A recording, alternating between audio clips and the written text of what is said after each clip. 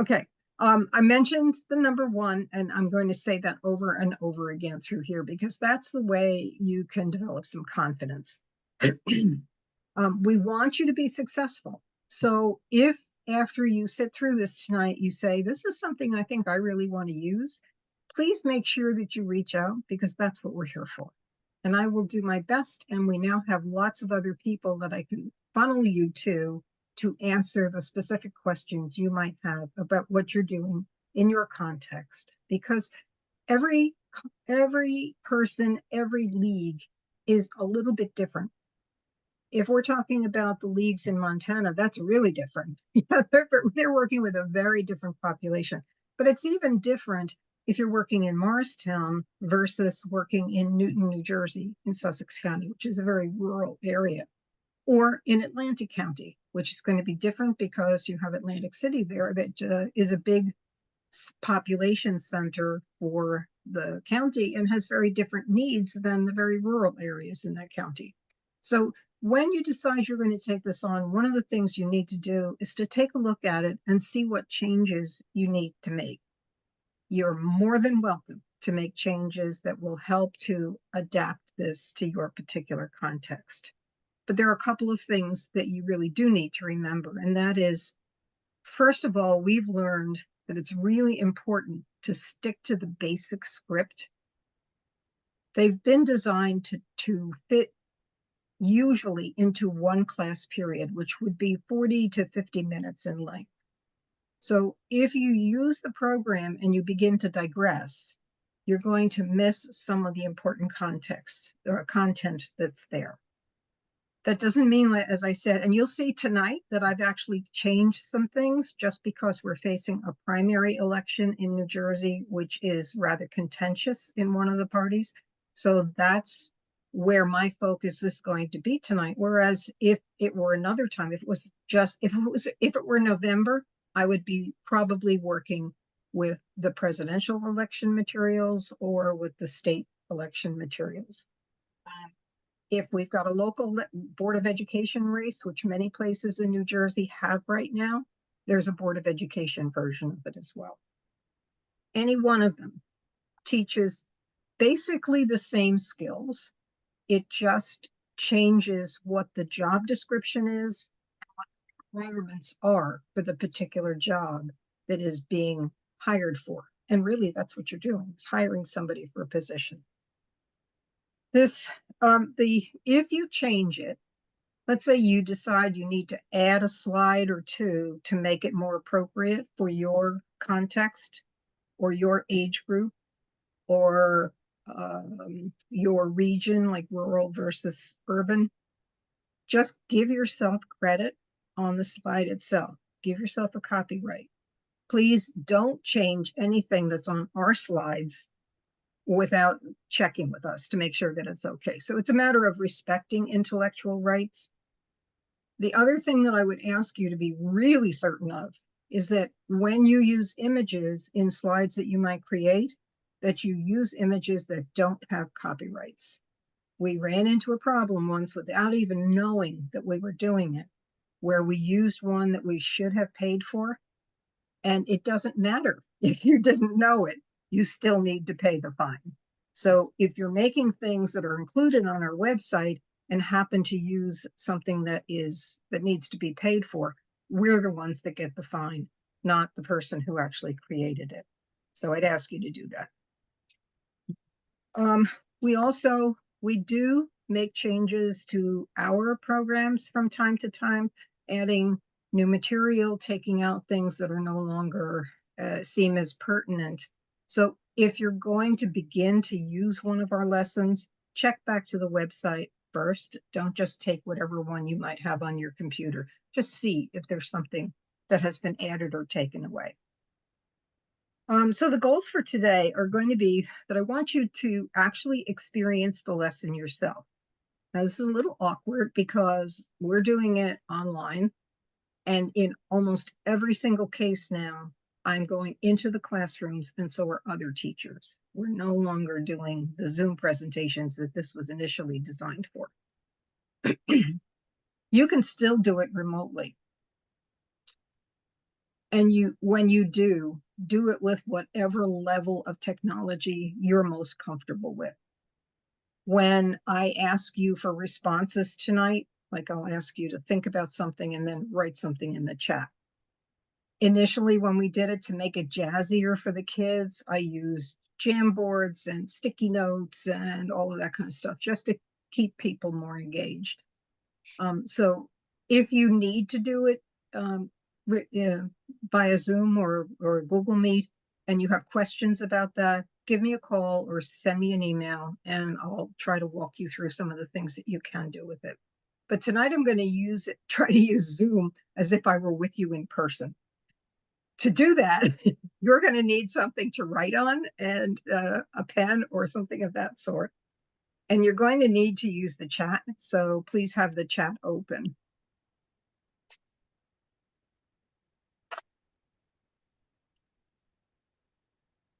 Okay, I'm going to start sharing my screen because the first thing I'm going to show you is how do you get to the materials and how do you keep them for yourself. And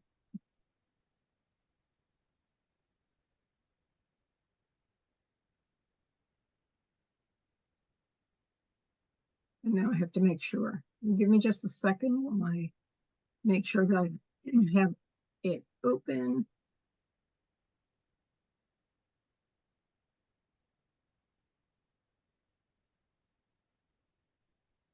Okay, I'm hoping that you can see the website that we have. If you can't, let me know. Okay. I've gone to the tab that says what we do, and I have gone down to the educators and community groups page. And when I click on that, what I get is a description of all of the programs that we have available for use in schools. Everything is free. And you'll notice that in some cases, there are videos that are listed in addition to the actual module. Those are from past training sessions. So if you haven't attended a training session for the timeline of suffrage, for example, and you want to go through it yourself, just download the video. This one, what we're doing tonight, will be uploaded so that the one that is present for the Vote by Design will be the most recent one. Some of them don't yet have them, so they'll be coming, but there are several underneath Fighting for Change that are connected with all of these. So this one is broader than what just appears there. What we're going to be working on tonight is Vote by Design. And I've already clicked the little plus sign here, which drops down and gives you a short description of what the module is, which you can use if you want to see what each one of the other modules is. Oh, and here's another neat thing that happened today. Some of the college students that are a part of our Young Voters Advisory Board realized that we have students studying abroad who may not realize that they can vote from abroad. So they're making an adaptation of the Student Voting Advocate Toolkit specifically for students studying abroad. And they have already reached out to several universities to find out the best way to distribute those. So we have some exciting things. These are all the lessons that are in the Fighting for the Vote, which reflects the lead goal of empowering voters. The lessons in the Fighting for Change section reflect the League's goal of defending democracy. Now, we adhere to League policies. The one that is really important to make sure that any school that you work with, anybody that you talk with in schools understands is that we adhere to the policy of nonpartisanship. And the definition of that for the League that we use is that we do not take a position on any political candidate, nor do we take a position on any political party. Now, there is some controversy right now about whether the League is actually nonpartisan because people think of advocacy in the same bundle as nonpartisanship, where it actually, nonpartisanship reflects political action, not advocacy. In order to get into and to maintain our reputation in schools, we also are not we don't advocate for anything. We have a policy for energizing young voters that is called issue agnostic policy, which means that regardless of our personal political position on any issue, when we go into schools, we are absolutely neutral. We approach it as a fact that our job is to help every student identify the issue that he or she or they are most concerned about and learn the skills that exist within our democratic processes to make or influence the change in that issue. Particularly when we're teaching the first two of these, it is essential to remain completely nonpartisan. Issue agnostic. And we ask people at the beginning that if anything that they hear or anything that they are made to participate in them makes them uncomfortable because they think it is not issue agnostic, they need to let us know so that we can make some adjustments. And I'll give you two examples of times when that has happened. The first one is in What's Your Issue? When kids come up with the ideas that are the issues that are important to them. And then there's a slide that has like flashes that come out and say, many kids before you said it was important to talk about healthcare and taxes and war. And then one of them said gun control. And I was challenged at the end of that lesson. And one student in a very red area said that slide is partisan or is not, free of advocacy. And I said, tell me why. Yeah. And he said, because for me, what that should say is gun rights. And I took a deep breath and I said, you're right. So how do we solve this? It's still an issue for you, and it's still an issue for people who think there should be gun control. He said, just put the word guns there. And I said, okay. And so that was one of the changes that we made. Another one was a challenge from a group of teachers. In the same lesson, we have 4 videos that students watch who are young, passionate advocates for the issue they care about. One of them was Greta Thunberg. One of them was David Hogg.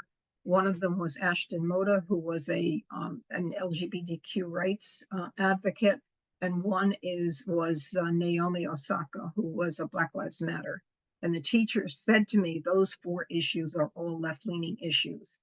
And again, I had to say, you're right. So what do we do? So they helped me come up with 2 young people who are advocating, one for the right to life and one for academic freedom, the right to promote or to believe and speak about issues that tend to be more right-leaning than left-leaning in universities. And the kids we tell them they do not have to agree with the positions these people are taking. What we're trying to do is to make them look at it and say, what are the leadership qualities that this person is demonstrating that make other people listen to them? So the issue itself doesn't matter, but it confronts them with the fact that people do have positions on many different sides of an issue. So enough said about that. Let's go back to Vote by Design. And you click on the View Modules. And the screen that comes up has one folder that has individual elections in it, and then several individual documents. The one that I print ahead of time when I go in person is the questionnaire. And what you're going to be doing, I'll put the link to this in the chat, and if you know how to do it, you can actually open the document on a tab on your computer. If you don't, I'll just leave this up as like this, but you'll have to write down what your choices are. So we ask the kids to make some decisions about what they want in a candidate. And then the other side of that asks them to keep notes when they watch the debate clips that are in there in the lesson. So having that ahead of time, I also make sure that I have small sticky notes, not the big ones, but the kids will be writing maybe 1 or 2 words on it. And in person, what I ask them to do is to take those sticky notes and either bring them up and paste them, stick them to the whiteboard that's in the room, or if I can't do that, just stick them on their desk and I walk around and use them. But it gives them the chance to do something physical rather than just listening through the whole thing. We have what we call exit tickets that we use at the end of a lesson to try to find out from the kids something that they believed at the beginning of the lesson or felt at the beginning of the lesson, and how their thinking or feelings have changed because of the lesson by the end of it. And when we do that, the responses that we get from the kids really support the fact that what we're doing does make a difference in their lives. So that's the questionnaire. This is just basic materials that you can look at yourself to supplement your own knowledge. When I open the individual elections folder, you can see the way that they're all laid out there. If you're not from New Jersey, obviously the state elections are going to have to be modified for what you do. The others will need minor modifications, and I'll show you what some of those are.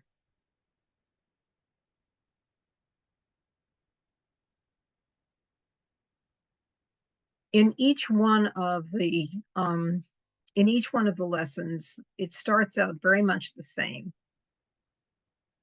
And then there is a slide that says what actually is the job of the, and then whatever it is. So for the president, it shows you where in the Constitution it can be found and what the actual responsibilities that are delineated there and what the qualifications that are delineated there exist. And then we flesh it out a little bit to show them what's actually included in Article 2 of the Constitution. If we go to a Board of Education election,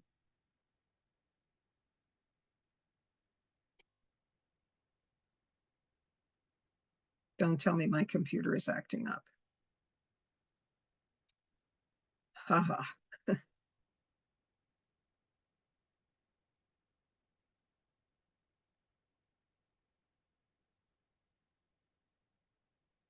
And you get down to that same slide, you'll see where you can actually find the description in New Jersey of the job of a New Jersey school board's member. And then we flesh that out again. And in this case, we add a slide that shows visually what some of the decisions are that school board members need to make, because it helps kids better frame the qualities they want to see in a person who's running for that office. Okay. But again, let's go back to vote by design.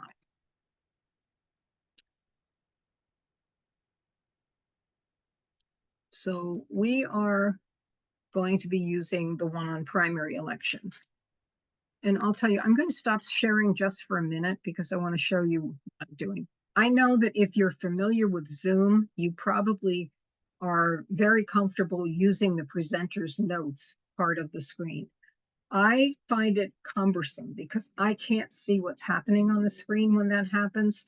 So I actually make for myself a little folder that I keep right in the front. I can still keep eye contact with somebody.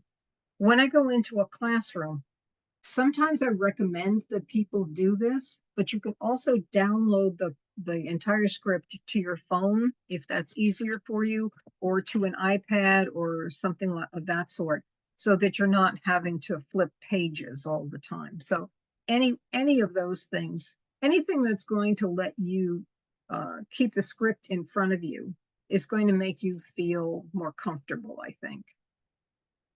Just had somebody else come into the waiting room. So I'm going to be using the script that I have today, and I encourage it's written. Hello, Tila. How are you? Hi. Sorry I'm late. That's okay. Just come on in and then mute yourself. Muting myself. You'll pick up where we have, and you can always use the recording. Going back to the module here, I want to show you what the script itself looks like. So here's the primary elections that I'm using.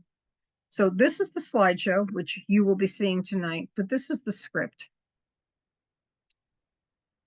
We're not seeing your screen. Oh, thank you. That's why I need people to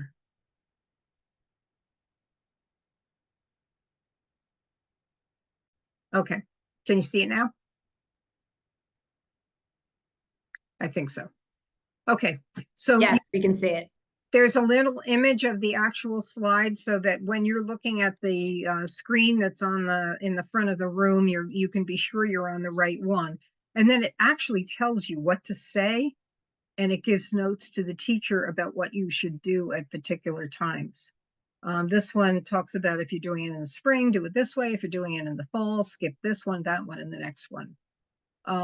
It tells you if the slide is a build, so you don't jump through it too quickly. And I would also say always practice these ahead of time, just so you're comfortable when you're actually presenting it. So everything is there for you that you should need in order to be able to deliver the program very effectively. After you've done it 100 times, you probably won't need it, but just know it's there for you. Okay. So there are many elected positions in our government, but let's take a closer look today at how somebody actually gets elected to the job. You can apply what we learned today to any election, any other elected position. Just do some research, use reliable resources, and we'll tell you about some of those at the end. Don't use what you hear on social media. Please check reliable resources. And what you're trying to do is to learn exactly what the job is and exactly what the official believes that they should be doing when they get that job, what they're responsible for. So today, because it is almost primary election time in New Jersey, we're going to stop and talk a little bit about the primary election and why we should even bother to vote in one. Well, in some cases, when we've been in a school, we can refer back to what we were doing. But if they did, they would have learned that in most states, actually in every state, that the state is actually responsible for making the rules that govern elections in that state. Therefore, the way a person gets on a ballot is decided state by state by state. At different times prior to November, different states hold something that's called a primary election, while some others hold what they call a caucus. There are also different kinds of primary elections. Some are called open, some are closed, and some are semi-closed. In New Jersey, we have a semi-closed election, a primary election. And here's what it's like. In a primary election, we choose members of a political party who are the strongest candidates we feel, if we're a part of that party, to run for office in November against the strongest candidate from the other party. So let's try to see this more clearly. Let's pretend we have two parties. One is called the Black Party, which you see on the screen, and the other one is the Blue Party. And in this case, 3 people in each party want to run for the position on the ballot in November. Declared members of that party, meaning you say you're a Republican in New Jersey or you say you're a Democrat in New Jersey, vote for the person that they think should be the candidate on the ballot in November. And those people who are declared in the Black Party can only vote for one of these three people. And those people who have declared in the Blue Party can only vote for one of these three people because they're trying to pick the best one in each party. So there will be one winner, and the rest of them are out. And then those two winners will be on the ballot in November. And at that time, anybody, whether they're in the Black Party or the Blue Party or undeclared, anybody can vote for either the Black Party person or the Blue Party person to put them in the office. So how do you get ready for a primary in New Jersey? Well, you need to affiliate with a party so you can vote with that party. And there are two ways you can do that. The first one only works once.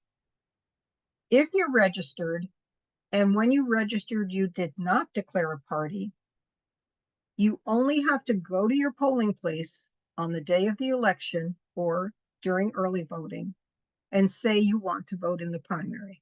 And at that point in time, the poll worker will say to you, well, do you want to vote as a Republican or do you want to vote as a Democrat? You tell them, and that makes you affiliated with that party until you make the decision to change it. And then you have to do that in writing.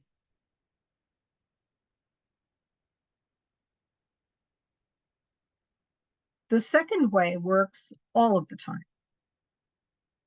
And you can add or you can change your affiliation when there's a voter registration drive or when you get the application form, and you can download that from the New Jersey Board of Elections website.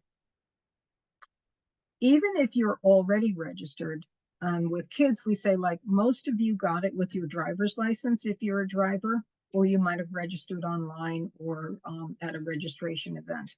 You can always complete a new form because only your most recent voter registration application will be recognized as yours. And in fact, you definitely should do that. If you change your address or you change your name or your signature changes, as it will over time, or if you want to change your affiliation or become affiliated for the first time. You can just check the box in line 1 saying that you want to affiliate with a party and then complete the rest of the form. And then on line 13, you will say that you want to affiliate with either the Republican or the Democratic Party. And as I said, then you remain affiliated with that party right through the until you actually change it by either filling out a new application form or by putting it in writing to the Board of Elections.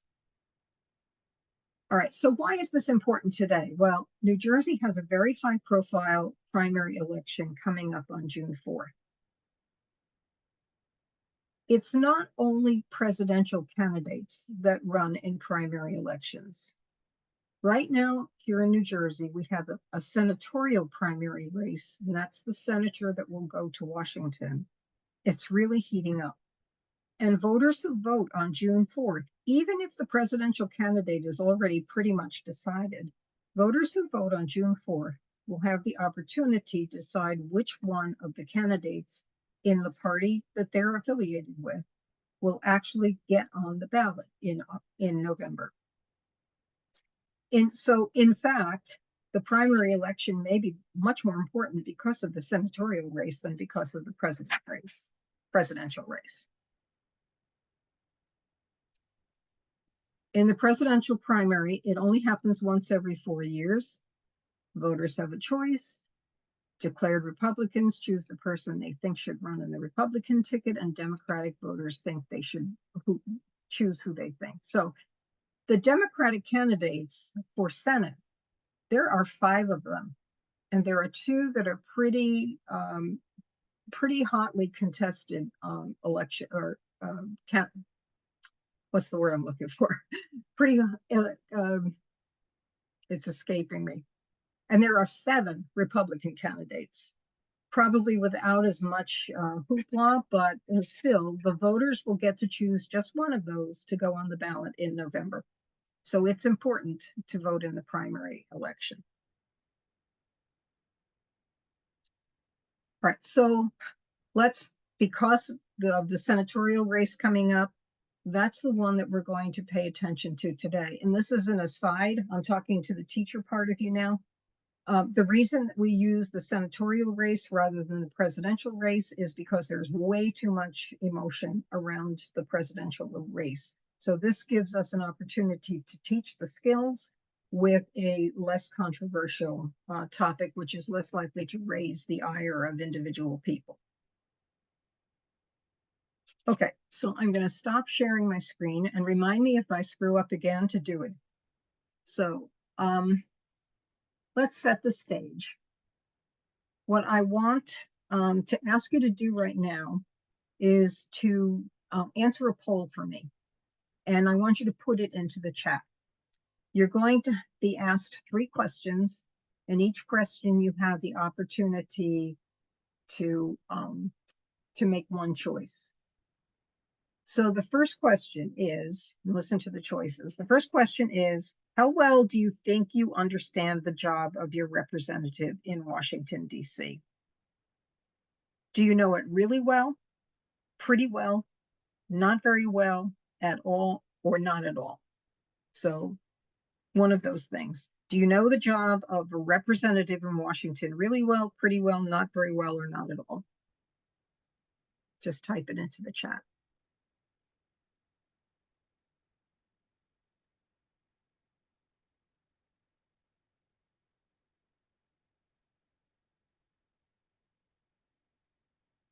I'm sorry, I'm having trouble. My computer says my connection is unstable. Can you repeat that question, please?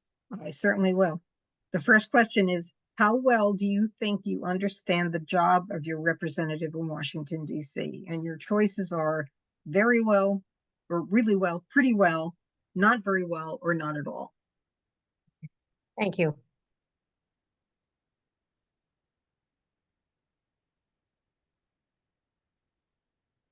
Okay. Okay, good. So you are all my gifted children. Remember that. In schools, I get a whole variety of answers and more on the lower end than on the upper end, which makes sense. All right. The second question, if you're a current voter or when you begin to vote, do you think you'll vote for a representative based on policy issues or based on the candidate's personal traits? So your choices are only on policy, mostly on policy, mostly on the person, or only on the person. So I'll say those again. The choices are policy, only on policy, mostly on policy, mostly on the person, or only on the person. Pat, is that specifically in a primary? How do I No, think this can about be voting? Any Just- election. Just wanted to make Good sure. question. It's different Thanks. answer. Okay.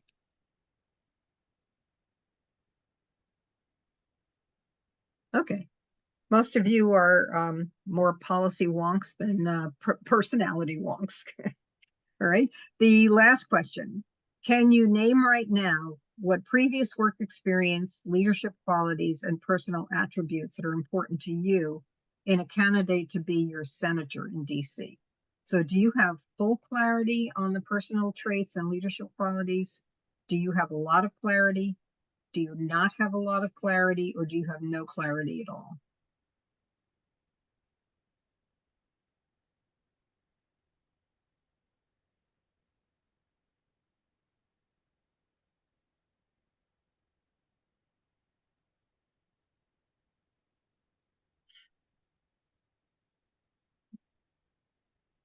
Okay. So when I'm doing this with kids, I don't ask them obviously to write in the chat. What I've been doing most recently that's quick and easy is to ask them to give me a thumbs up for the thing that they believe. So I can get a pretty good view of the whole class and see where they stand on their feelings of comfort with the decisions that they're going to have to make. Okay, I'm going to try to remember to share my screen again. Okay, so let's remember that as a voter, You're actually hiring somebody to do a job. I mean, we call it voting, but you're really putting a person in a position that you want them to do. So what are you actually hiring for, and how do you describe it? What are the main responsibilities of that job? What previous experiences do you think would help the person you hire do the job well? And what personal and leadership qualities would be helpful to get the job done? So those are, oh, sorry. What are you actually hiring for? How do you describe it? What previous experiences should the person have, and what personal or leadership qualities should they would help to get the job done? So where do you find the answers to those in when you're trying to elect a senator? Well, your representative's job is actually found in the United States Constitution. It's in Article 1, Section 1. And that states that all legislative, which means lawmaking powers, herein granted, shall be vested in the Congress of the United States, which shall consist of the Senate and the House of Representatives. So essentially, the senator is a lawmaker.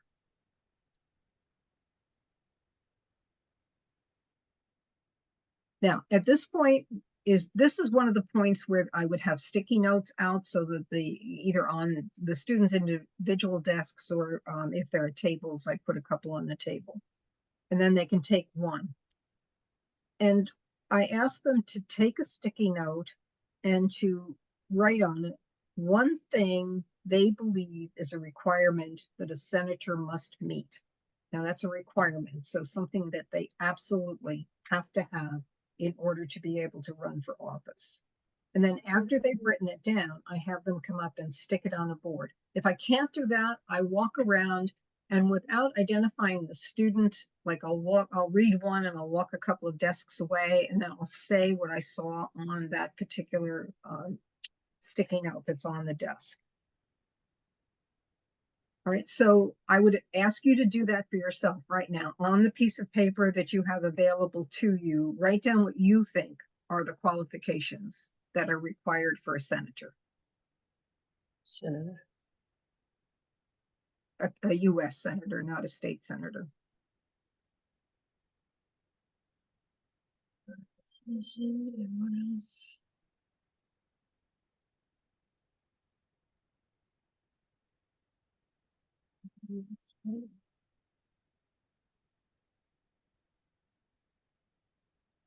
Okay, and I'm going to reveal the ones that are actually written in the Constitution. They have to be at least 30 years old for the Senate. They have to be a citizen of the United States, but they can either be natural born or naturalized citizens, providing that they've been a citizen for 9 years. And they have to be an inhabitant of the state that elects him, her, or them. That's it. So it's only 30. I thought it was 30. Oh, the president has to be 35. Right. There are different things that's why I said we do this for each one of the positions, because the jobs are just slightly different and there are different qualifications and responsibilities in each one.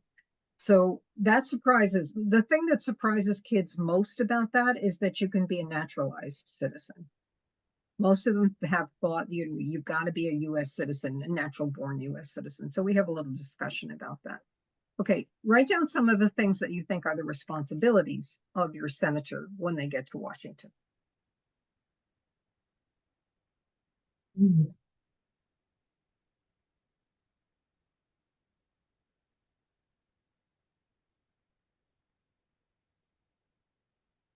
So this is like the job description.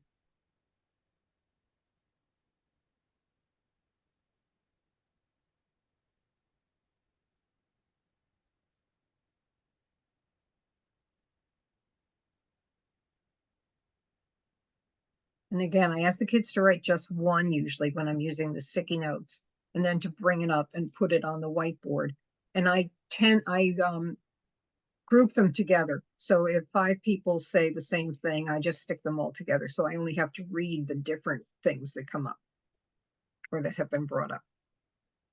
So these are what they actually are.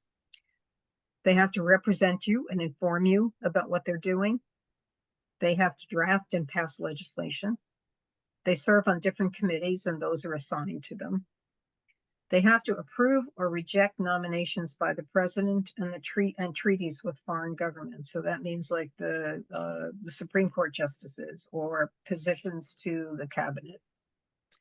And only the Senate can hold an impeachment trial.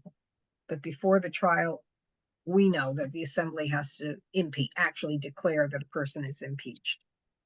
So that's it for the responsibilities.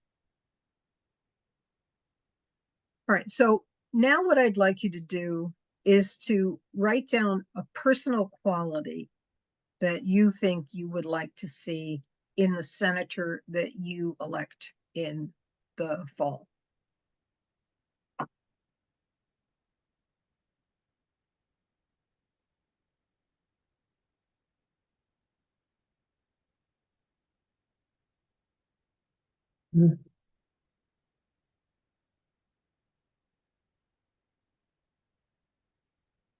Okay, what did some of you say? Oh.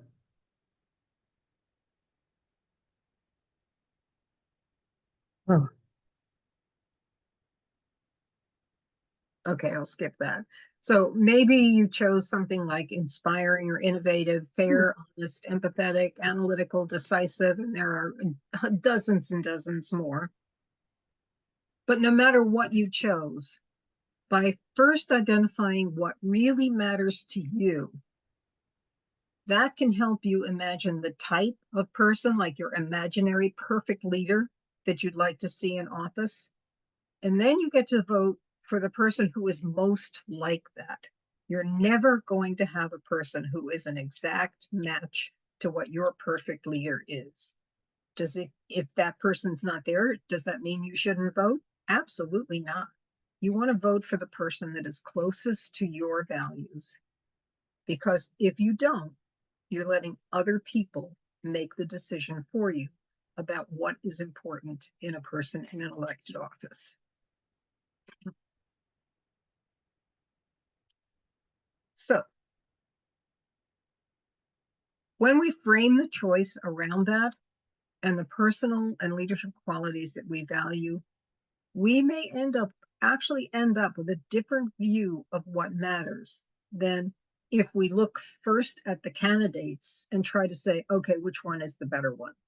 Without that reflection ahead of time, it's a much more emotional response rather than a thoughtful response.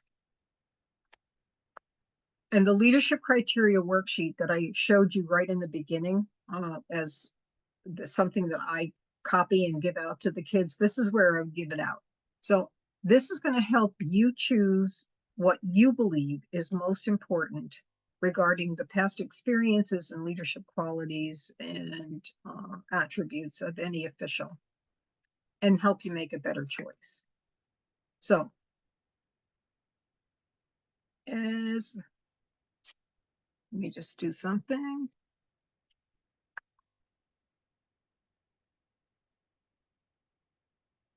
I'm going to try to put the link in the chat for the questionnaire so that if you want to use it,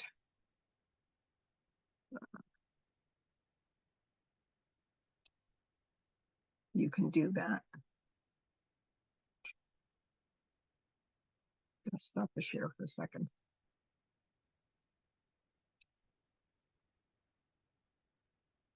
All right. So this link should take you to that. Did we hit it?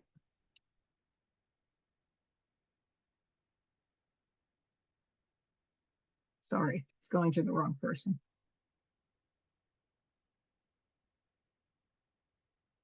There we go. Right. If you click on that link, it'll take you to the actual form and it should open up on a different tab on your computer, and then you can use the form right from there. What I'm going to do is to also put it on the screen so that you can see the qualities that you can choose from, and I just messed it up. All right. So in the top part of the questionnaire, you only can pick 3. You can only pick 3 previous experiences and 3 personal attributes. So I'll give you a minute to decide which are your top 3 in each of those. If you're doing it on a piece of paper, just write down those 3 because you're going to need it for the next activity.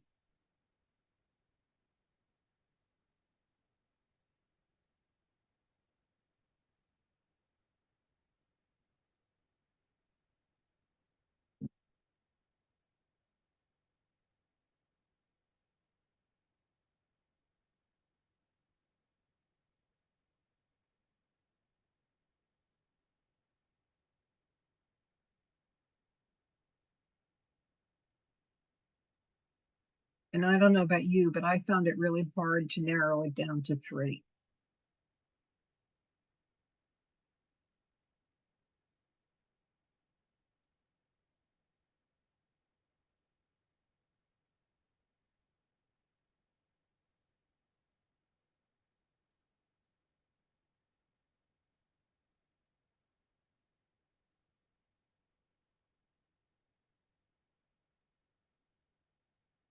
Okay, I'm going to give you a couple of seconds and then I'm going to move down to the leadership values and qualities.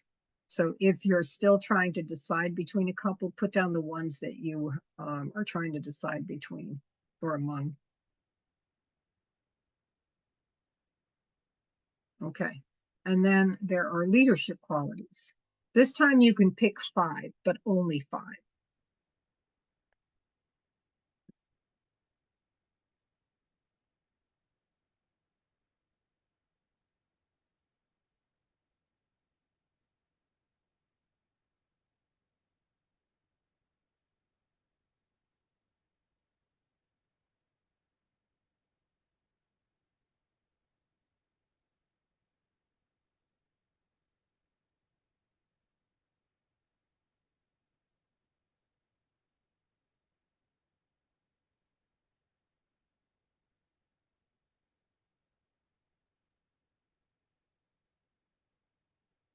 And remember too that you're picking someone who is a lawmaker, because that may make a difference in the qualities when you have to make that final decision.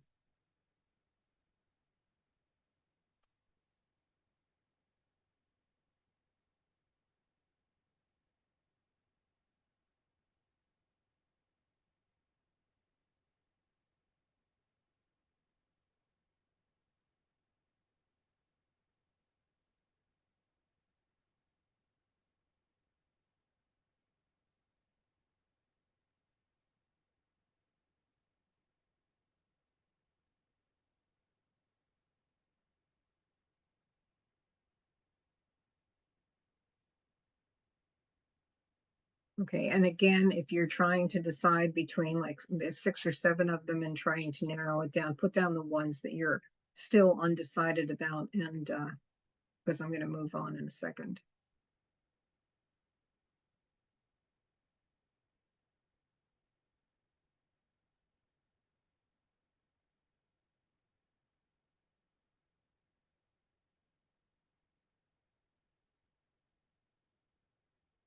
Okay, the other side of this screen, of this document, has space for kids to take notes. Because what you're going to do now is to watch debate clips from an actual Senate race in a different state, not in New Jersey. But what your job is going to be is to try to decide yourself. Well, that's interesting. Huh. Possibly because you froze. Oh, okay. Thank you. All right. So I'm hoping that everybody has had a chance to choose all of those qualities that they're interested in: the leadership, the personal, and the job and the previous experiences. So this piece asks the students to take notes so that they can make good comparisons. And what you'll see students doing if you give the papers out to them is flipping back and forth We give them time in between, but they flip back and forth so they can refer to the qualities that they've chosen and the candidates that they have picked. All right, so let's see if I can go back to this.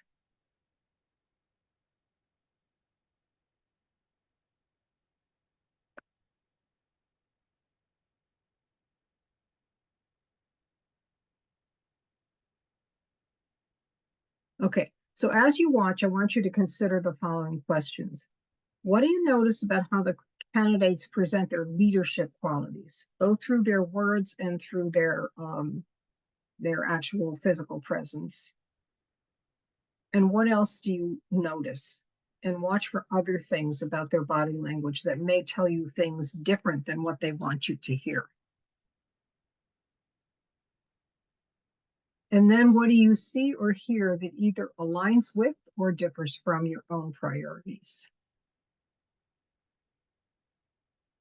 So candidates that run for office spend a lot of time honing their messages and practicing so that they try to present themselves to the American public as the best person for the job.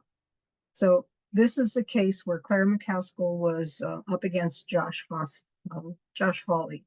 I'm going to play Claire's first, take another look at your qualities and characteristics, and then see what you see in this.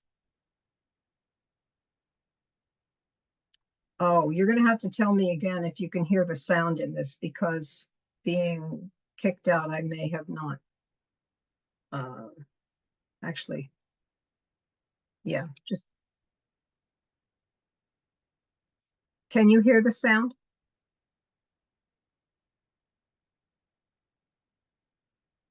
No, No. No. I can't hear it. Thank you.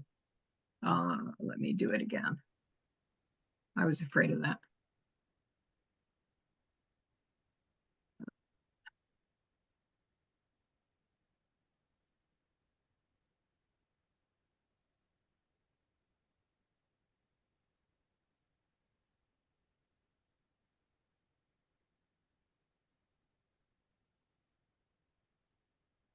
Media in St. Louis, Missouri.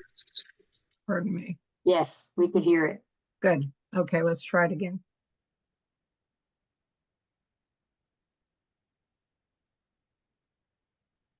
Maybe. That's because I look at every issue on its merits and not on a party line. Despite voting right. with Chuck Schumer 90% of the time, however. So apparently Chuck Schumer must be on that. And President Trump 50% of the time. Time now for closing comments from each of you. Senator McCaskill, you are first. Yes. You know, I have traveled the state I loved and I've listened. And, you know, we have a lot of differences, but there's so many things Missourians agree on. Campaigns are a time that we highlight differences. But I think they should also be a time that voters take a hard look at which candidate can do more than criticize their opponent. Who can actually find common ground? I'm very proud of what I've gotten done in the Senate. Tonight on my website, clairemccaskill.com, you can find 100 accomplishments that I have gotten across the finish line for Missourians. I did that by working across the aisle, listening and, yes, sometimes compromising. Whether it's veterans benefits or bringing down the cost of prescription drugs, I will work with anyone, anytime to make things better. Can I be pushy? Yes. Obnoxious sometimes? Yeah, maybe. But I will roll up my sleeves, be independent, and work as hard as I know how for the families of Missouri all day long. I would be honored to have your vote. Mr. Hawley. Okay.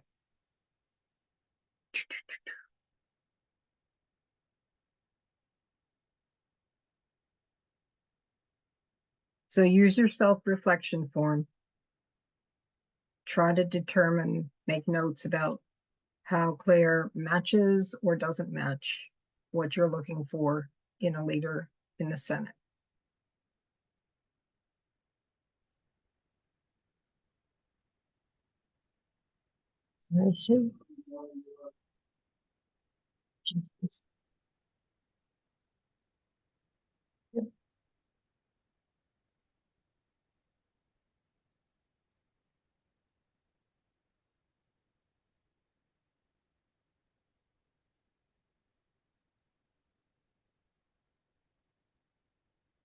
Okay, I'm gonna go on and listen to Josh Hawley.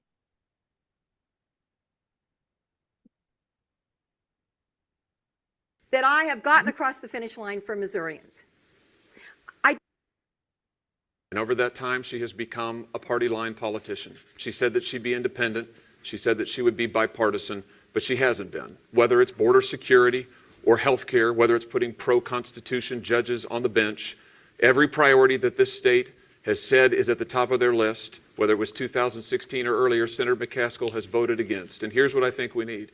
It's time we had someone in Washington who wasn't part of the old battles, who doesn't owe anything to anybody, but who is going to go and represent the people of this state, who will stand with the people of this state every single time, who's proud of our way of life, who knows it, who loves it, and who will represent it.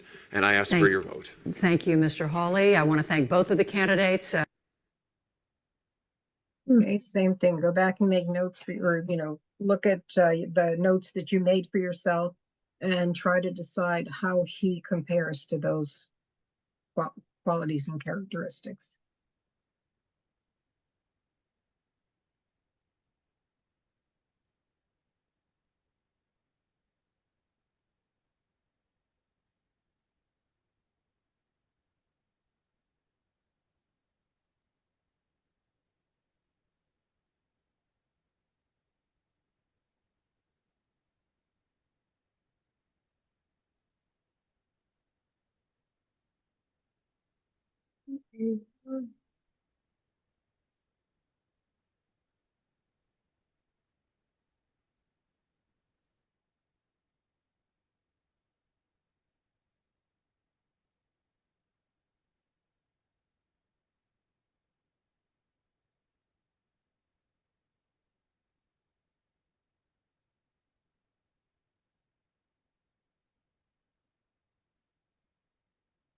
But for some reason, I don't have all of your pictures.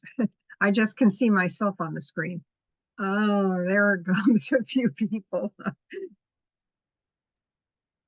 When you share screen, I hide my video because I don't want to be like making a face in case some people keep the thumbnails open. So that's why I stop it when I can't see what's going on in case someone else can see me doing something silly. I I forget and I'll pick my nose or something. I don't want anyone to see that. Okay, I will have to take that hint under consideration for my own use in the future. Okay, tell me what you noticed about the candidates, how they presented themselves and how it compared to what you put down yourself.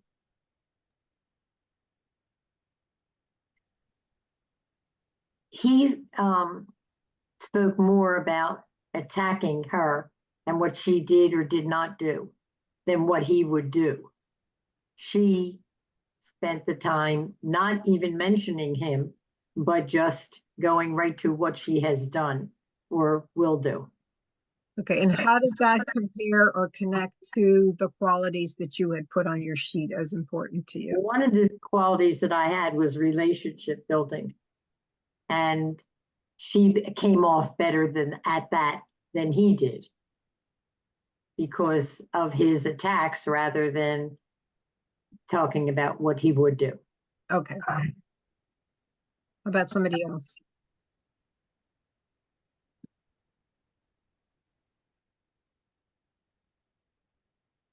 I thought that she was, I mean, I agree with Marlene. You know, his attack was, it just didn't sit right. But she's decisive and very disciplined. And, you know, she stated what it is that she's already done. I know he doesn't have that experience because he's probably new at it, but she was very specific in what she was going to do, and that she was going to, you know, she had a lot of integrity, what she was going to do for the people of her state. Okay, and that matched the That quality. matched my, yeah, decisive, integrity and discipline. The Okay. discipline was what I appreciated most. Okay, Robin, how about you? So I had a really hard time looking at them objectively because I know who they are and I know the outcome. So I really couldn't say, But if I try to make it really objective, I think they both displayed the leadership the characteristics that I thought were important. Like they both were very confident and they tried to be visionary, like this is what kind of do. But and I didn't have any attributes in terms of be married, any of those, whatever that category was. I had none of those as were important to me whatsoever. So I didn't, the gender didn't come into it or anything like that. So in general, they both sort of hit some of the points of what I thought was important. Okay, thank you. Jeanette. You're muted, Jeanette.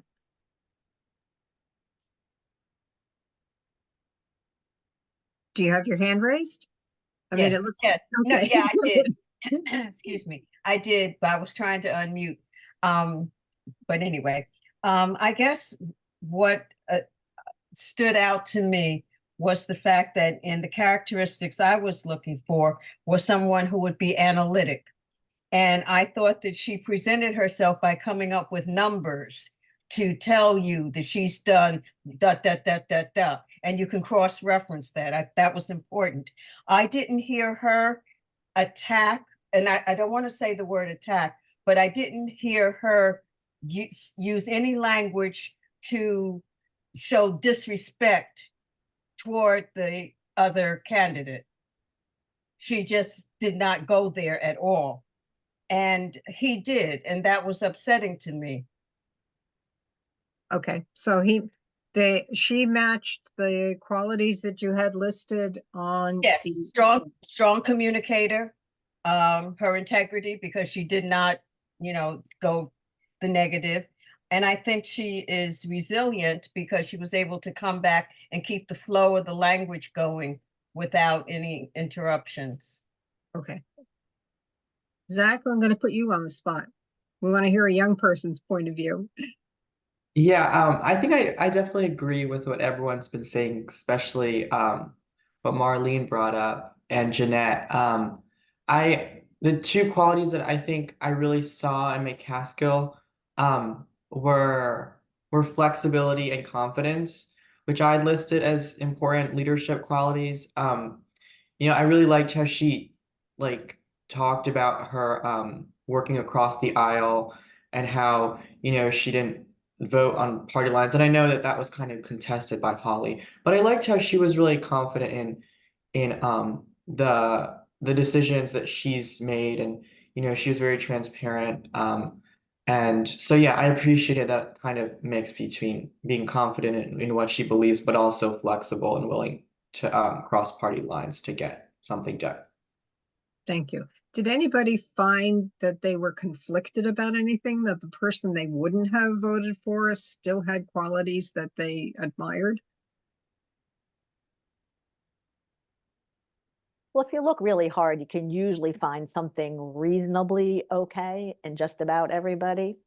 So yeah, there were certain things about him. Because I am not a Holly fan, he was confident in what he was saying. He did present himself well. He was able to, debunk what she was saying. And he probably has heard her say it a million times, but he still had to be quick on his feet to be able to answer in real time. So there was that.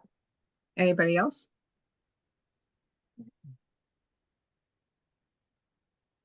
Okay. I found her somewhat abrasive. I mean, the fact that he attacked her turned me off about him because I don't like the negativity. But I also found that there was something about her. I don't know if she won or lost or anything else, but there was something about her that was very abrasive and not necessarily believable.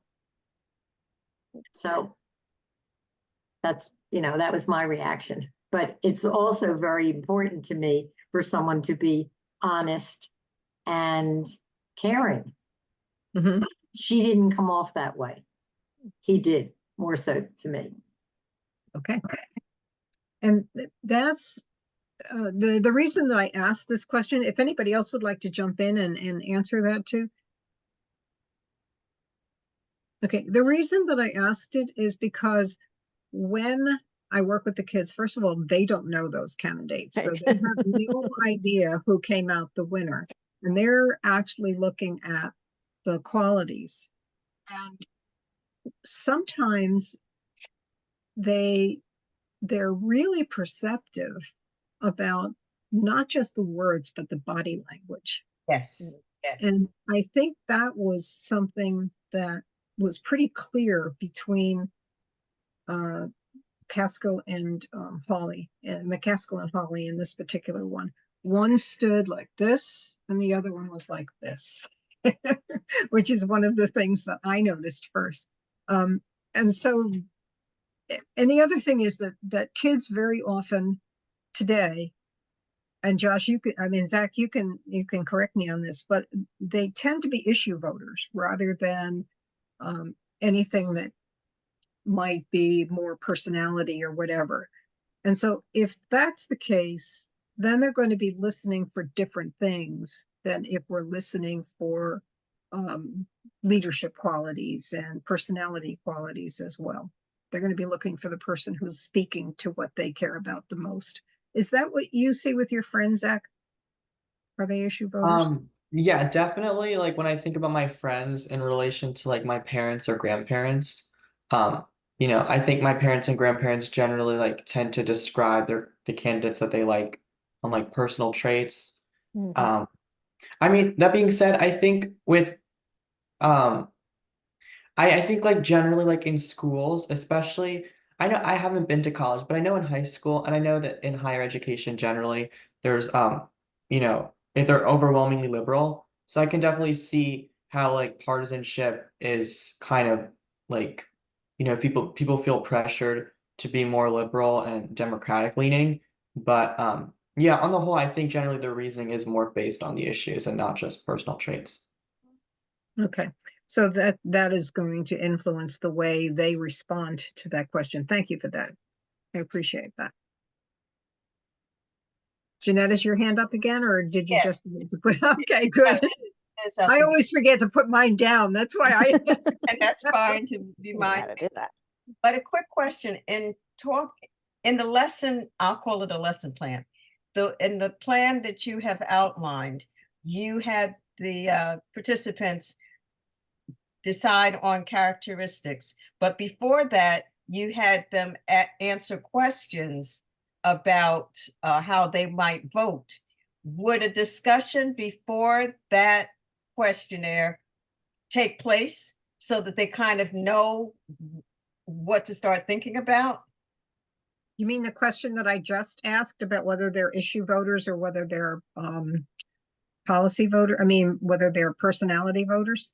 Right, at the very beginning, when Yes, you were, asking that's questions. probably a piece that you missed, but that's one of the things we ask people to rate themselves or reflect for themselves. Not rate, but reflect on what their personal preferences are, And or how would the much they students, knew, how much they know or don't know about a particular candidate.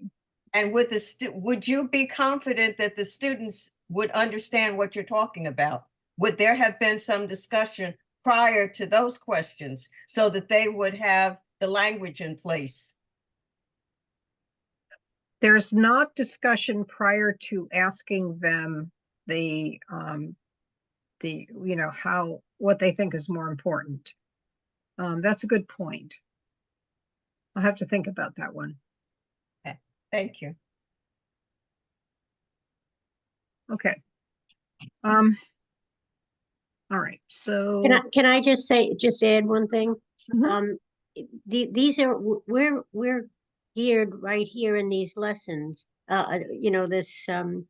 this program we're doing, we're geared toward first-time voters, Mhm. correct? I mean, Yes. because they're high school, we're geared toward high school students, High yeah. school and college. Yeah. Oh, college too, Yeah, okay. but still, they're generally first-time voters. They've had one First- chance or no chances so far. Yeah, I mean, it was a long time ago that I was a first-time voter, but, you know, I think it's good that we're doing this because we give them some things to think about. But if we're gearing it towards young people, so I think that we have to look, I don't know how to express this. We have to figure out, and here's where Zach comes in. We have to figure out what they're, more about them. We don't know much about them. What I recognized in young voters was that they voted the same way as their parents did. They were registered as the same party as their parents. They voted the same way. And I'm just talking about local elections. So, because they don't know what to do. They don't know where to get the information. And today, with the way misinformation is coming, at them fast and furious, I don't know. I just think that this is a great program, and a great way to get kids, I'm sorry, young adults to understand, the importance of voting and not take it lightly. So, any way that we can try and figure out what's the best way to present this information to the young people. And this is a good start in these, in these lessons, but, we're only that's all we're doing is gearing towards one group. So, okay. But I think some of the questions are geared more, or some of the preparation that we're giving them is geared more towards, adult, adult voters. It's interesting that you say that because we have used it with adult groups too. And Yeah. they have had pretty much the same type of responses that the young people have. Okay. I know it kind of surprised me too. The only difference is that they're gifted like you guys are because they have lived longer and they have had more experience, and so they can bring that to the table. But generally, I wish that I had thought to pull up the exit tickets for this lesson. In general, students say things like, the one that stood out to me the last time was, I used to think that voting depended on the group of people that you belong to, that it was your community or your family that you should vote like, which is what you were saying. And now I think I can make my own decisions. I can think about what's important to me. Now that's a big change in somebody's thinking and belief system for a 40-minute class period. That certainly is, yes. Final Marlene? question? Oh, Jeanette, I'm sorry, your hand was up first and then I'll go to Marlene. okay. Just a final question. With the, if you're taking this into the schools, do you have conversations with the civics teachers prior to your preparation? So that There they is no civics. some information about the students, and what that person has done with the students, just to give you some general kind of background information. We do, obviously we do talk with the teachers sometimes a lot before we go into a classroom, and sometimes not at all. Sometimes they will just bring us in and say, you do your thing, but in the most times we have a conversation. Do I know everything they taught? No, I don't know their curriculum, and I don't have the time or the bandwidth to learn to do that. I'm hoping that if they bring us in and we send the teachers the slideshow and the script ahead of time, so they're familiar with what we're going to say. I think that what we're presenting is good enough so that it can fit into an American government class, a US History 1 or US History 2 class. Maybe if there's a civics class, sometimes a law class we've gone into, because some schools have these specific programs for different interest areas.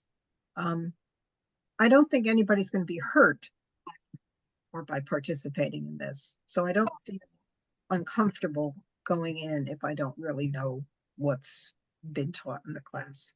Right. No, I wasn't expecting you to know, but I just thought that perhaps the teachers would share some of the information and give you some background information on the students.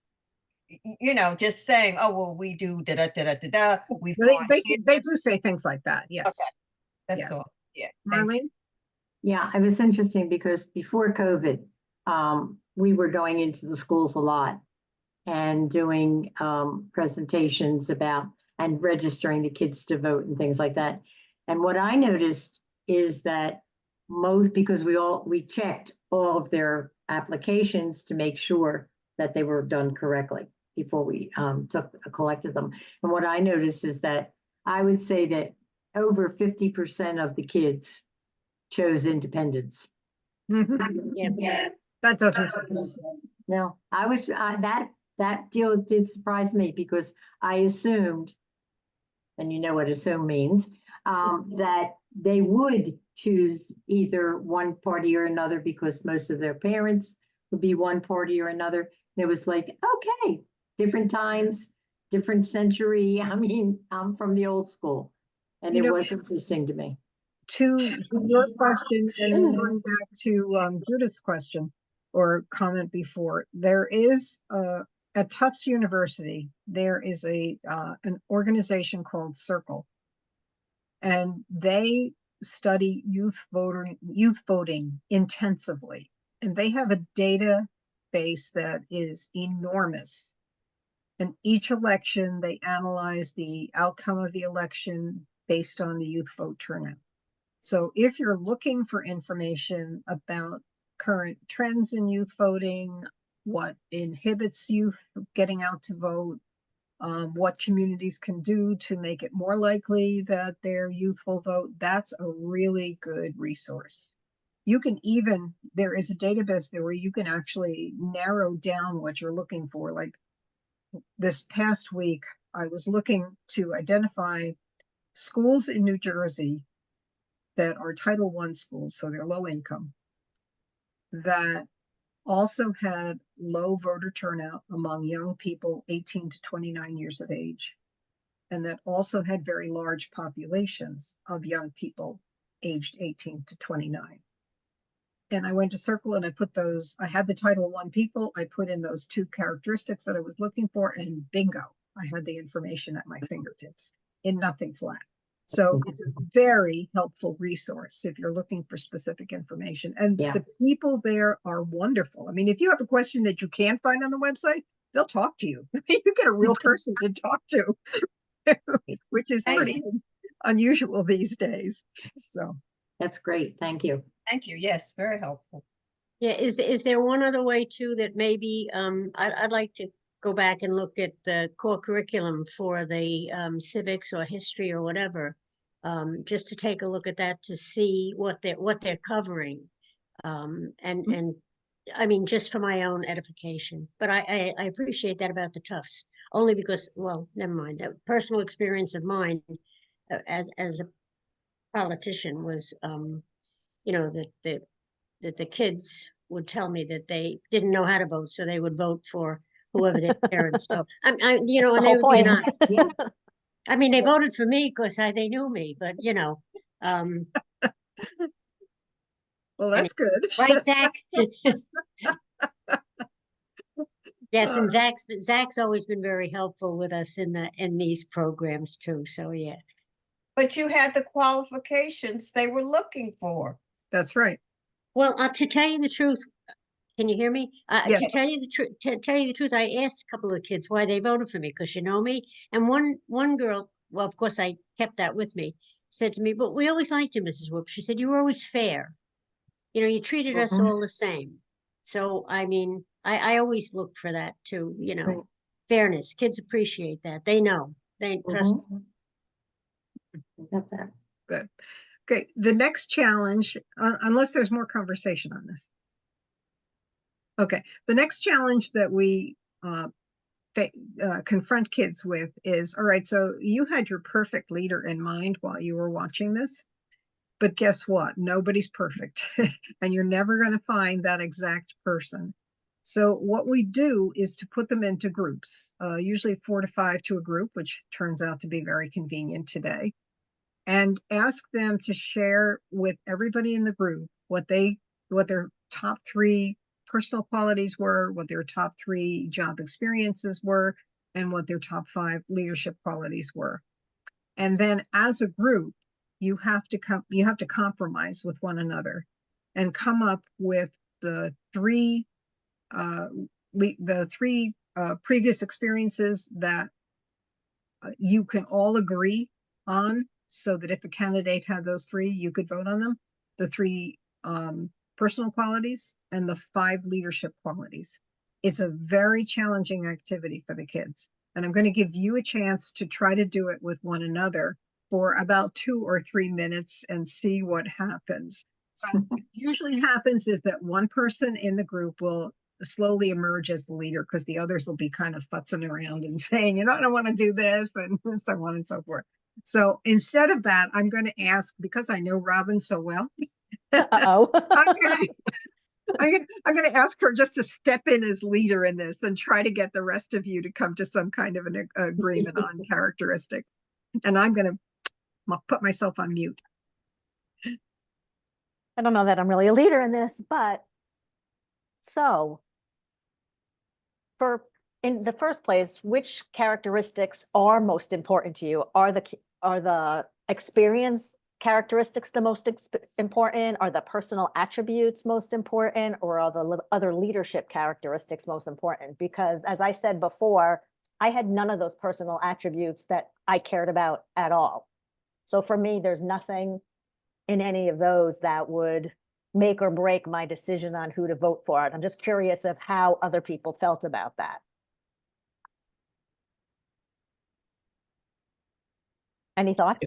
I'm with you on the personal attributes. And then also in previous experience, I didn't have too much. I mean, it was kind of difficult to choose three. I think the one that seemed important to me was maybe community service, but yeah, most of mine were Right. most important ones were the leadership qualities. Me too. I had one and then I said, oh, I need three. And then I threw something else Yeah. down, and because I didn't really like any of them, or not that I didn't like any of them, none of having or not having any of those would not necessarily sway my decision for or against Yeah, somebody. exactly. Maybe an aggregate, but so I'm right there. Yeah. Anybody else? Anybody have some personal attributes that they really needed to have or see in a candidate? I have successful in whatever they chose to do. I thought that that was the only thing that I really, because honesty, how do you measure honesty? I mean, people say that they're honest all the time, but if you are successful in what the things that you've done, and not necessarily in your job, but in life, that was important to me. Anyone else?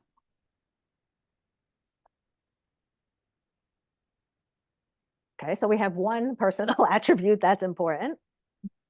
And then, I don't even remember because I didn't print out that sheet and I didn't have it. What the experience attributes, that was the official name of that?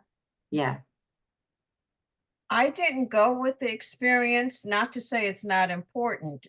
It would be possibly for the position based on what was going on in the state or in the community, then I could see its importance. Because some people may not have the experience yet, but they have the other qualities that would give them the attributes that they would need if they were elected. They may have the community service out there. They may be a strong communicator. They may show empathy and understand the plight of people in their community. And my other thought was being analytic, to look at data and come up with ideas about doing things, how to problem solve and so forth. And again, based on the issues in the area, in the state, whatever. So, and I can't remember, I'll be honest. So the first category on the left-hand side, I thought was experience. And then there was all different types of experiences that they Yes. were asking about. So I don't think someone can jump into being a senator without having done something, but I'm not sure what that something is necessarily crucial to my decision-making practice. You can have experience in 1,000 different things, but when they were talking about, is legislative experience important? Is having been in government important? Is running a business, like that type of experience, that I wasn't sure of. Yeah, I don't want someone no offense, Zach, who's like 18 and has not really lived some kind of life outside of, going to school. But I don't know which experience was more important to me. I don't know how that folds into what experiences you might want to have. You might want that. That's just me. And I guess that would be where you would do a little homework and take a look at some videos of the person speaking or attend some of their meetings, their rallies and so forth to get a better handle on the person's personality and so forth. But that to me is under the leadership characteristics, not the experience characteristics. So maybe I just have my columns are a little bit different than other people's. Experience, yeah. I guess I'm still thinking a person could be the newbie on the block. Absolutely, for sure. So in that case, you don't need a lot of experience. Yeah, it will come. So we can't, there's nothing on that list that we would say this would be a characteristic that we want to see in our leaders Yes. or representatives. And how many characteristics are you to have of us, you to get us to agree, correct? On some qualities? Well, I mean, if we agree that experience doesn't mean, is not an uppermost consideration, I think that's an answer. Okay. That's my opinion. Like, no one else is coming up saying, oh, I really want them to have some legislative experience before I'm gonna, I'll talk. Okay, good. Okay. I think it depends on what the experiences were. Did the experience that they have demonstrate their ability to analyze problems and solve problems? Was it an experience in their past that gave them skills that would make them leaders in the position that they are going to try aspiring to? So going back, they were an actor. Do you think that that is experience that's relevant? Maybe it is. Maybe it makes them a brilliant communicator and they can stand up in front of people and act. And that's great. I don't know. I think that you have to evaluate what that experience was. So to me, experience is important if it's relevant to the job. If it's So on not, that list that we had, those were all different experiences. There was legislative experience and there was military service and there was, had good grades or, there was some kind of educational attainment experience. So in right. all those experiences, which ones are important when you're deciding who to vote for? I think it's important that somebody's had preferably some legislative experience or administrative experience, because you're going to be running a staff, you're going to be evaluating laws, you're going to have analytical skills. Perhaps a law degree would be important. I don't know. I think that I don't necessarily think that running the business makes you qualified to be a senator. I think somebody who's done community service has more experience because they have their pulse on where people are at and they have demonstrated that experience of wanting to help others and serve. So to me, those are experiences that are more relevant than success. I mean, who's to determine success? I don't know what that means. A successful real estate man? I don't know. Well, don't go there. I'm not going there. I'm just saying. Nonpartisan, ladies and Okay, good. gentlemen. I was being partisan. Go ahead.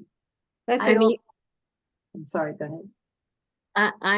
I'm thinking, can you hear me? Yes. No, you just went mute. Judith, you just went mute. I'm thinking because I work with high school kids. I'm just thinking all these things. What do you need to be a senator? my God, you know, it, I don't know that young people can figure a whole lot of that stuff out. Having They said that, can. I don't want to dismiss their ability to make decisions and choose a candidate. But 18 years old is young. I wasn't allowed to vote till I was 21. That's how old I am. Right. But With you. and even then, I don't want to go back to me because it's not about me. It's about the young people that we have today. And I think that what's happening is that I'm finding it difficult to place all this responsibility on them, and have them and give them the, I don't know, what am I going to say? Give upon them all this knowledge that they have to have about making a choice when they're voting. Because to and I don't want to demean the young vote, but I just don't know that their minds think like that. I mean, I had trouble as a vocational counselor. I had trouble having kids come up with a resume. I had trouble with nurses coming up with a resume. What were their skills, et cetera, et cetera.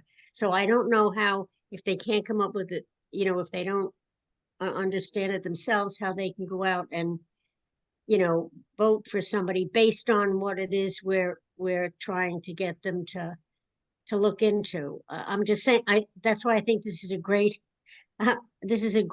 program for kids, especially for the high school kids, because they're going to go out and vote after they get out of high school. With even if they don't go to college, they won't get any more information. But the information that they're getting now is through the media, through communications like this. So I don't That's know. I'm sorry, I didn't mean to interrupt. That's one of the things that, I should put myself back on the screen too.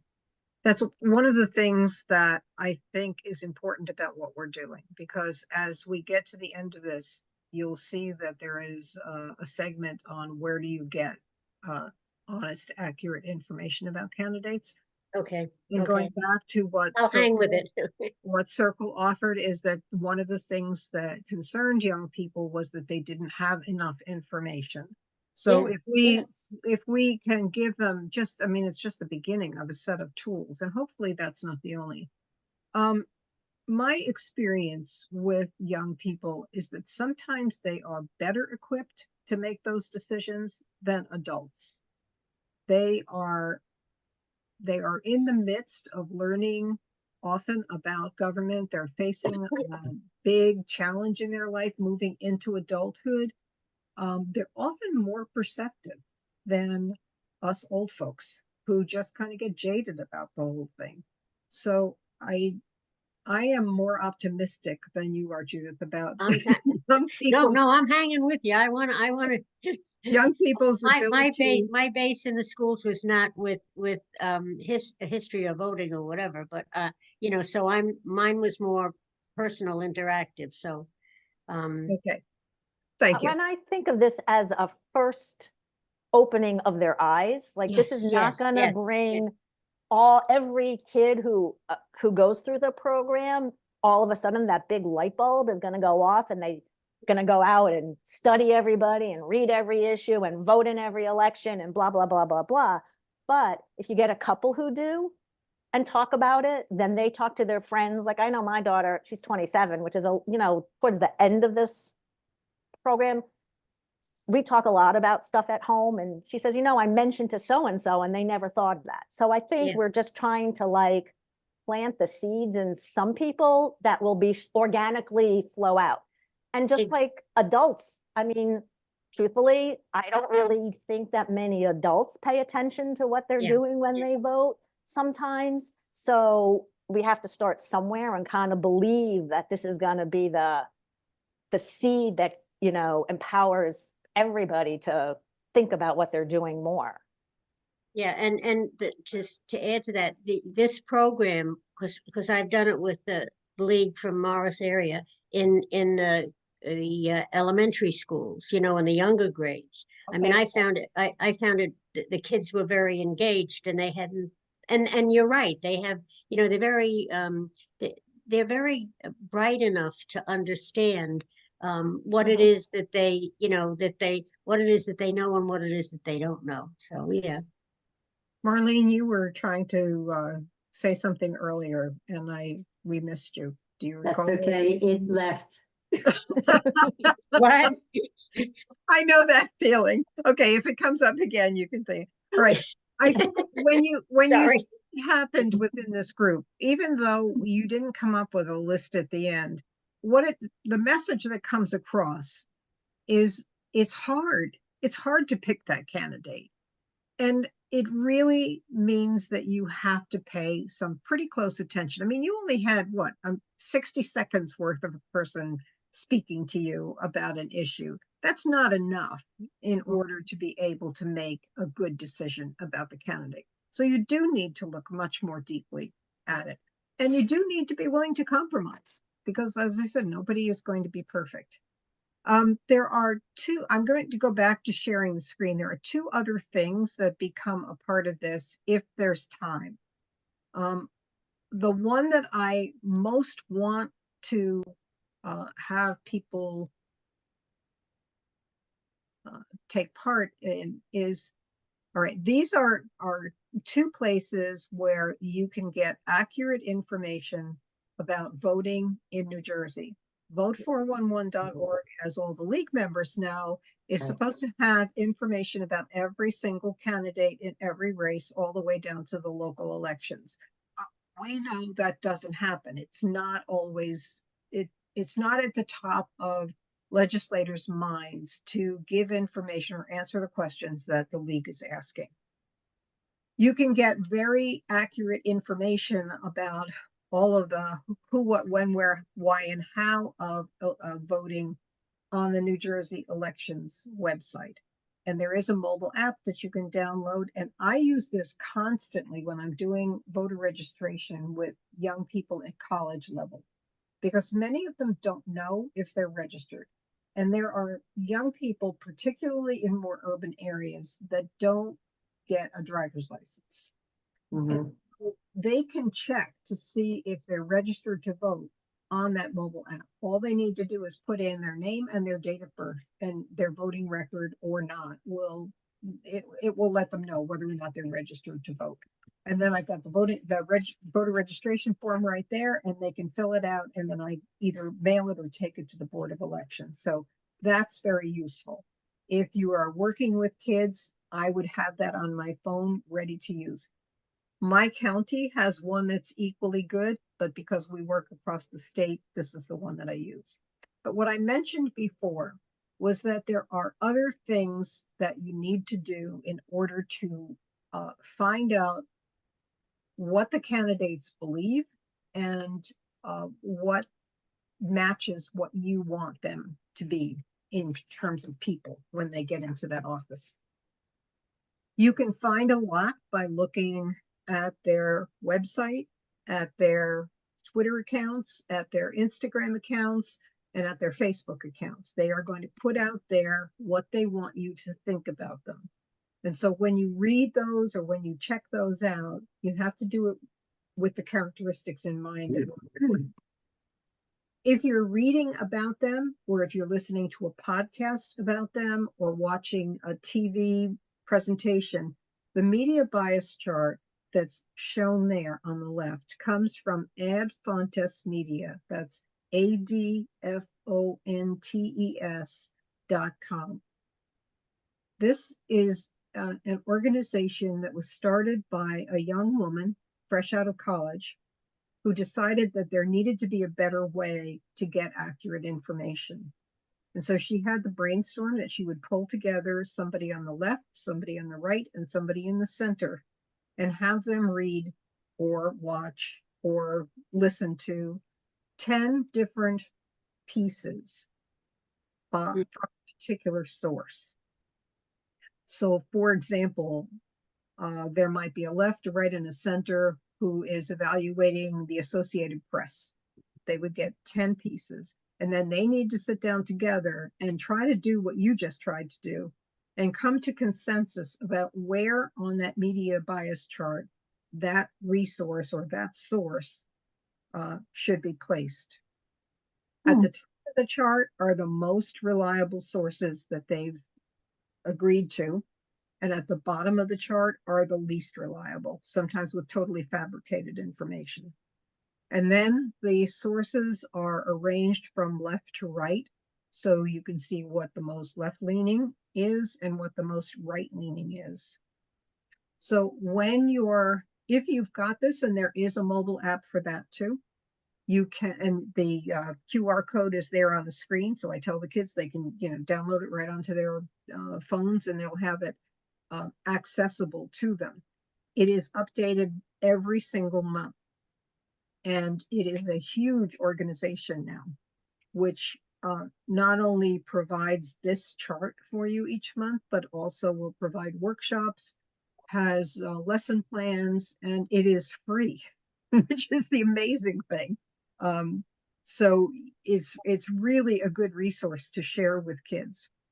We use it not just for this, but we use it with just about everything, because it's like sometimes we tell kids if they're going to be advocating for a position that they believe in, they've got to frame their arguments.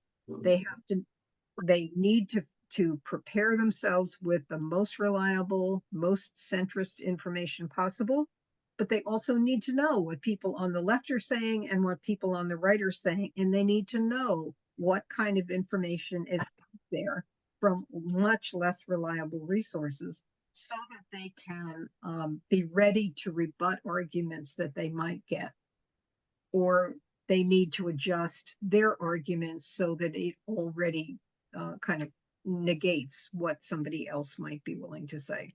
So I would really recommend that you take a look at that. I think it's a very valuable resource. I can I see, just used the QR code. yes, It's incredible. Uh-huh. It really is. This is wonderful. I could see this being very helpful with 7th and 8th graders, because the pictures, the visual is key for them. And they would pick up on this right away.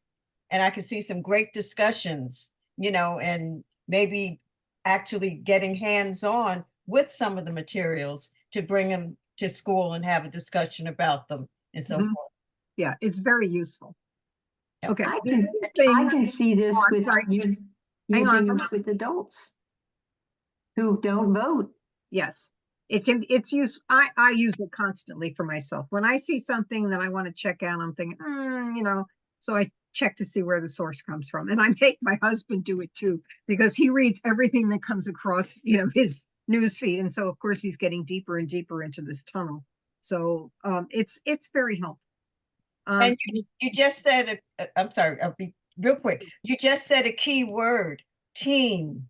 And that's important for people running for office and so forth, to have their team to help them so that they know how to go out and get the vote, knowing what people want, what they need, et cetera, et cetera. Done. Thank you. Thanks for that. Okay, so the next thing that we do is give them some basic information about the upcoming election, what they should do between now and the actual election. So that information is all there for them. And then we ask them to use the exit tickets. I used to think, and now I think. So what has been, this is one of the things that we're hoping to start, is a good solid ambassador program, bringing in young people who are interested in what we're doing and kind of grooming them for leadership positions in the organization. We offer in-service credit. We offer service credits for kids who need that for organizations. We write letters of recommendation if they have contributed, substantially to the organization. We give them volunteer hours. It looks great on a resume or on college applications. So we're really hoping to build that young ambassadors team. It's going to be important for the future. And I'm going to stop sharing and tell you what the one other thing that we do that I'm not covering tonight because it's getting late and I thought we would be going further. I didn't give you a break in the middle. once the kids have that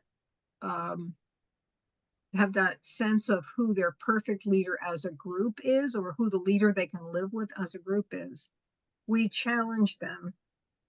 If we have enough time, so this is usually if the teacher is going to extend the lesson afterwards, we challenge them to say, okay, what are some of the most likely problems that a newly elected senator is going to face over the next term of office?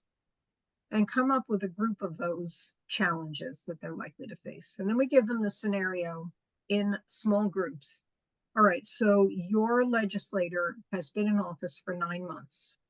Long enough to get their feet on the ground, but probably not long enough to have a really good, solid reputation as the person in that office. This is the challenge that came up. You have 5 minutes to write the opening lines of a press conference that you are going to give to the public, reflecting those leadership qualities that you picked out that will make your constituency feel comfortable that you've got this under control. And it is a very powerful experience for the kids to do. So if you do this lesson and you have the time to do it, or you want the teachers to find out how to do it as a follow-up lesson, you can get in touch with me and I'll walk you through the whole thing. It's amazing to see the kind of thinking that comes out of the kids when they're pressured under time to get this thing done and to really make it reflect what the leadership qualities are. So that's pretty much it. What is any questions and answers that we can do for you at this point before I let you go for the evening?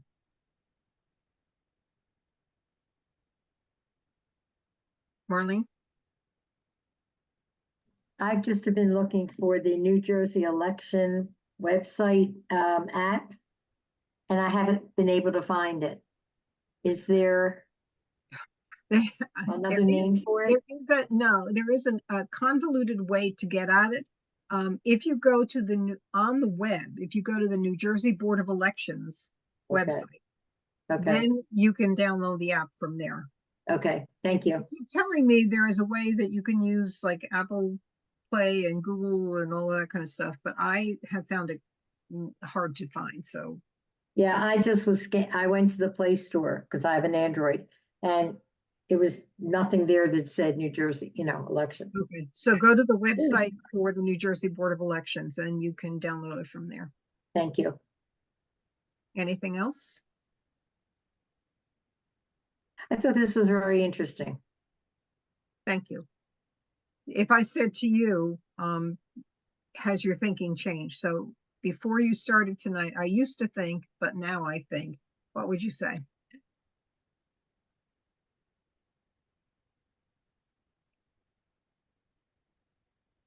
I'm actually asking you to reflect. I'm not going to ask you for your answers. I can go. I think one thing that I think was really helpful was just hearing everyone else's views on like the previous experience for like determining what your ideal representative or senator would be. I hadn't really thought too much about it, and when I was filling it out, I didn't think it was super important. But I think just hearing some of the points that you guys made about having administrative, executive experience, having legislative experience, especially thinking about someone who's going to be leading an office and leading a team.